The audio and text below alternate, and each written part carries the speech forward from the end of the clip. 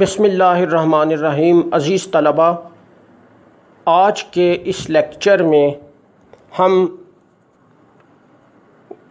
آپ کو پہلے سے بتائے گئے کوشچن پر ڈسکشن کریں گے۔ میں آپ کو اس سے پہلے بتا دوں کہ آپ اس کوشچن کو تیار کرنے سے پہلے جنگ آزادی سن 1857 کا ٹاپک اور جنگ میں مقامی فوج کی ناکامی کے اسباب، یہ ٹاپک تفصیل سے پڑھ لیں تاکہ جو کوشچن آج ہم پڑھنے جا رہے ہیں وہ آپ کو پراپرلی سمجھ آ سکے۔ میں نے آپ کو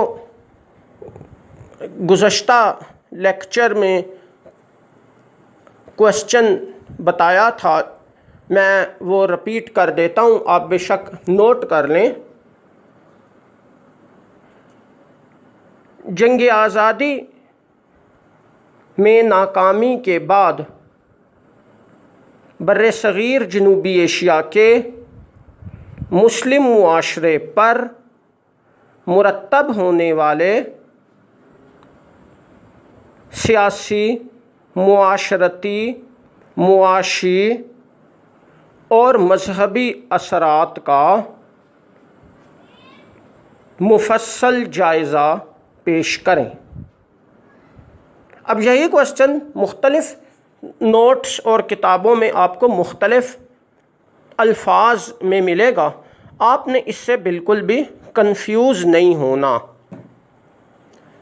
یہ امتحانی نقطہ نظر سے ایک امپورٹنٹ کوشچن ہے، اسی وجہ سے اس پر ایک پورا لیکچر بنایا جا رہا ہے۔ اب ہم اس کو شروع کرتے ہیں۔ مسئلہ اس طرح سے تھا، جہاں تک اس ٹاپک کے تھوڑے سے تعارف اور پس منظر کا تعلق ہے، میں پہلے اس کا آپ کو تھوڑا سا پس منظر بتا دوں۔ یہ مسئلہ اس طرح سے تھا کہ ہم نے پہلے پڑھا تھا کہ جنگ آزادی مقامی فوج نے، جس کی قیادت مسلمانوں کے پاس تھی، انگریزوں کے خلاف لڑی تھی، جس کا مقصد انگریزوں کو بر صغیر سے نکالنا تھا، اور اس میں مقامی فوج کو شکست ہوئی۔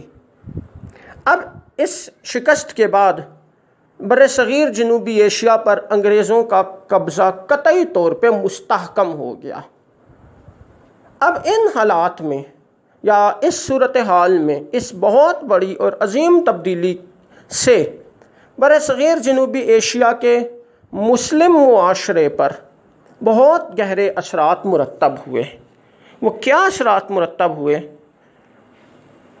اس سوال کو ہم اسی ٹاپک میں ڈسکس کریں گے۔ اب یہ اس سوال کا یا اس ٹاپک کا بیک گراؤنڈ تھا، جو مختصراً میں نے آپ کو واضح کر دیا ہے، اس کی تفصیلی وضاحت کتاب میں بھی موجود ہے۔ اب ہم اپنے کوشچن کو شروع کرتے ہیں۔ میں کوشچن رپیٹ کر دوں۔ جنگ آزادی میں ناکامی کے بعد بر صغیر کے مسلم معاشرے پر مرتب ہونے والے سیاسی، معاشرتی، معاشی اور مذہبی اثرات کا مفصل جائزہ پیش کریں۔ جہاں تک اس موضوع کا تعلق ہے، تو یہ تو میں نے آپ کو پہلے بتا دیا کہ ہر شعبہ زندگی میں مسلمانوں پر بہت گہرے اثرات مرتب ہوئے۔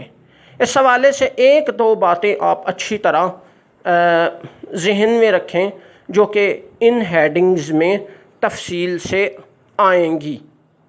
وہ یہ ہے کہ آسان ترین الفاظ میں پہلے آپ کو سمجھا دوں، پھر تفصیل ہیڈنگز میں بتاؤں گا۔ ظاہر ہے کہ انگریزوں نے اقتدار بر صغیر کے مقامی باشندوں اور مینلی مسلمانوں سے چھینا تھا، اس لیے وہ مسلمانوں کے زیادہ دشمن تھے، اور وہ اس بات سے خائف بھی تھے کہ کہیں مسلمان اپنا کھویا ہوا اقتدار دوبارہ حاصل کرنے کی کوشش نہ کریں، اور اگر کریں بھی تو انہیں اتنا کمزور کر دو کہ وہ کبھی اس میں کامیاب نہ ہو سکیں۔ یہ تمام تر باتوں کا خلاصہ تھا جو کہ ہم اس ٹاپک میں پڑھیں گے۔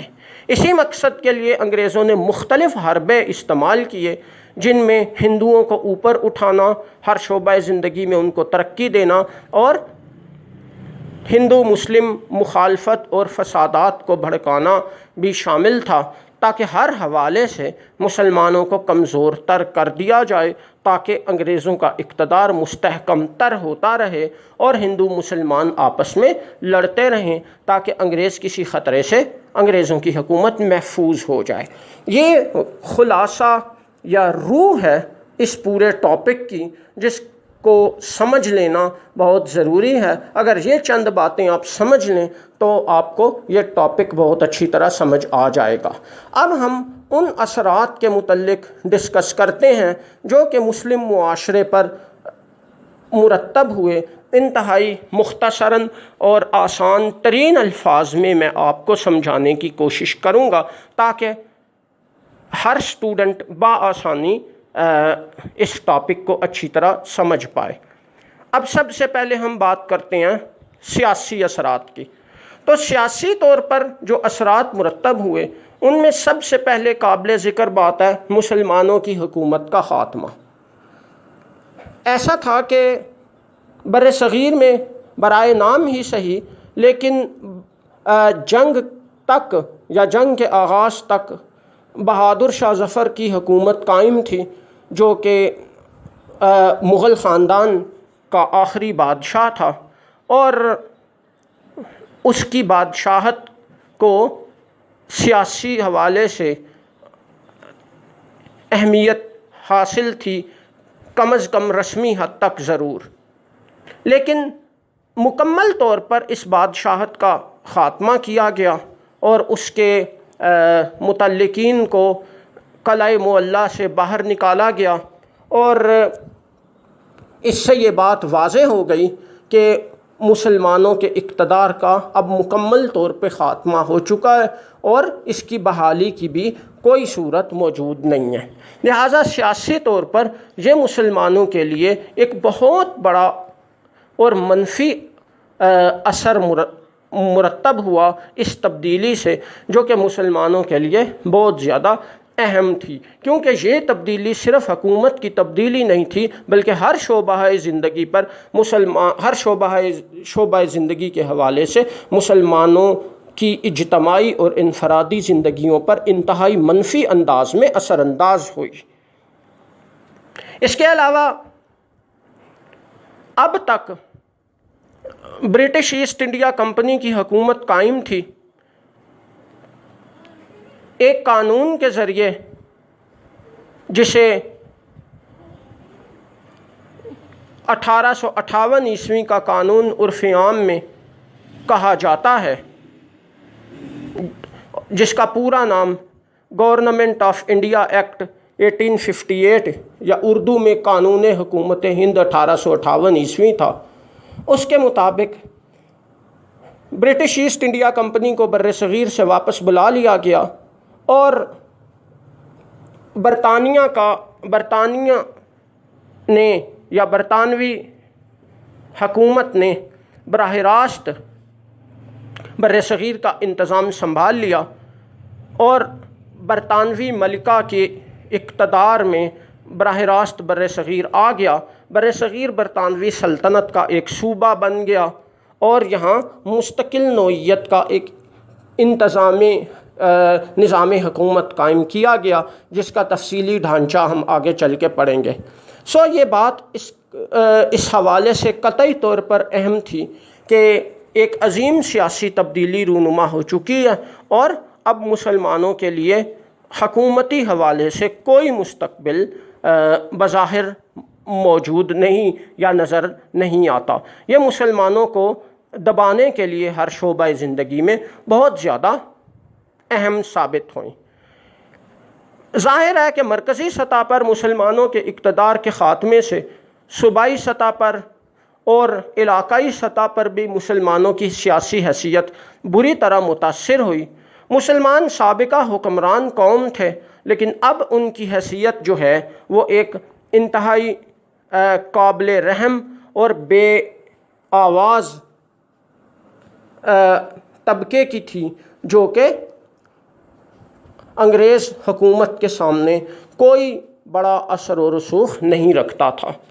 اس طرح سیاسی شعبہ زندگی میں بہت ساری عظیم تبدیلیاں رونما ہوئیں جو مسلمانوں پر انتہائی منفی طور پر اثر انداز ہوئیں۔ اب ہم بات کرتے ہیں معاشرتی اثرات کی۔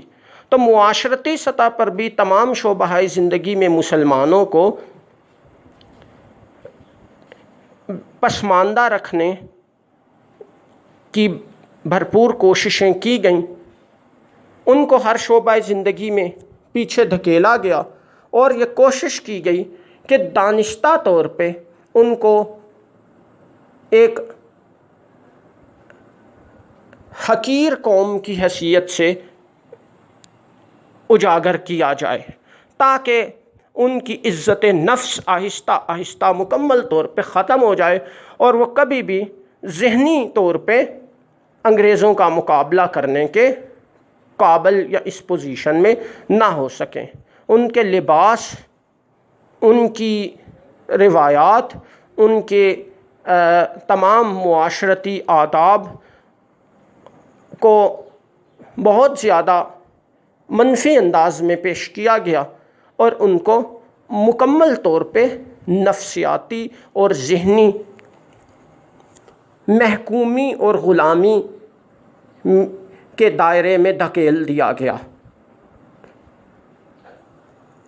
ایسے اقدامات کیے گئے کہ وہ معاشرے کا محکوم طبقہ بنتے چلے گئے، ان کو روزگار کے مواقع ان کے لیے محدود کیے گئے، ان کے مذہبی معاملات میں مداخلت کی گئی، ان کو کاروبار اور زراعت کے شعبوں میں پیچھے دھکیلا گیا، ملازمتوں کے دروازے ان پر بند کر دیے گئے، پھر نسلی امتیاز کی پالیسی پر عمل کیا گیا، اور نسلی امتیاز کی وجہ سے بھی مسلمان کالے ہونے کی وجہ سے انتہائی جو ہے قابل نفرت قرار دیے جاتے تھے۔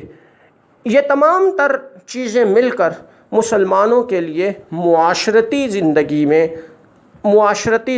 میں مسلمانوں پر انتہائی منفی اثرات مرتب کرنے کا باعث بنی۔